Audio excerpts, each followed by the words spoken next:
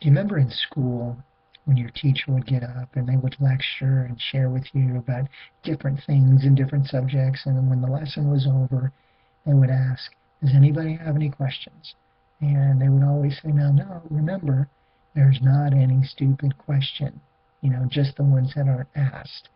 And, for the life of me, so many times I wanted to raise my hand. I wanted to say, that doesn't make sense to me, or I don't understand, or how did you do that? But I didn't do it. I didn't raise my hand. I didn't ask a question. Why? Why was that? Looking back now, I was afraid. I was afraid of what others may think of me. I was afraid of looking stupid, that maybe I'm asking a question that they already went over. I just didn't want to be looked at as different or as weird or dumb. So therefore I didn't ask a question when a lot of times it would have helped me out if I would have just asked. I would have liked to say that ended in my childhood, but that followed me through middle school, high school, college, and even now as an adult. So many times I won't ask a question, and it's bubbling up inside of me, all these emotions or whatever it may be, but I won't ask a question. Maybe you're that way. I don't know, maybe you don't like to rock the boat, or maybe you're afraid of what people may say, or you don't want to come across as looking stupid or foolish. I don't know. But I want you to know that just like the teachers used to say, there's no stupid question. And I want you to know that that's the way that God looks at it too. Maybe that's you. Maybe you question a lot. Maybe you want to know reasons why or who or how come or what or when or how. I don't know. But whatever question you may have, I want you to know today that it's okay to ask God. It's okay to come to Him and ask whatever question you have. See, I'm a dad, and I have 3 amazing kids, and I love it when they come to me and ask me a question, regardless of what it's about, but that they would come and just ask me, because I want to hear them out. I want them to know that whatever they're thinking or whatever question they have, that it matters to me. And that's the way that God looks at it too. He's a heavenly Father looking down on His creation, wants to be deeply involved in any question that you may have. It's extremely important to Him. How do I know that? Well, I know that from personal experience, but also know that from Scripture. The Bible also is full of men and women who questioned, and that's okay. And God didn't strike them down for questioning. Here's some brief examples. Abraham, they call him the father of faith. He questioned God.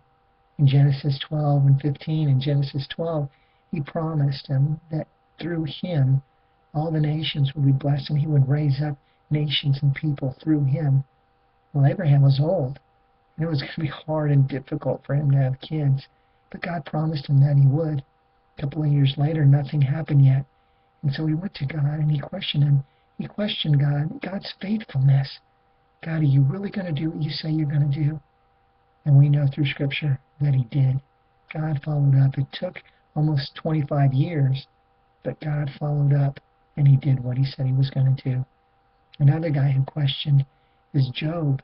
If you're familiar with Job's story, Job was a righteous man and everything seemed to be going his way.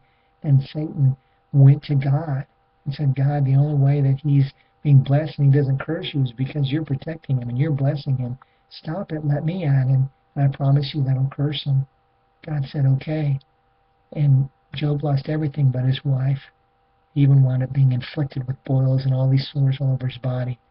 And he questioned God. He questioned his own existence. He questions God's care and concern for him. He questioned God. Another man who questioned God was David, King David.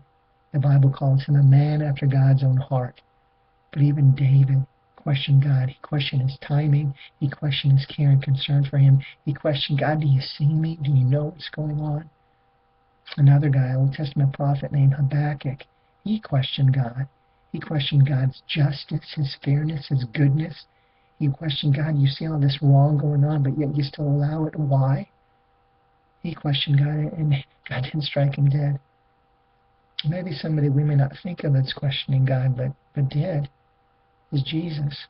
He even questioned God. In Mark 15, on the cross, He felt all this weight, all this pressure, all this burden. And he even questioned God. God, Father, why have you forsaken me?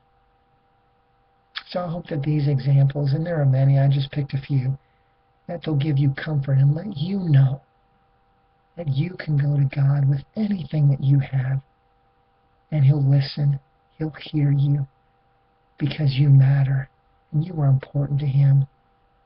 I hope that you recognize that today, and that you'll always remember that God is good, God is faithful, and God is working.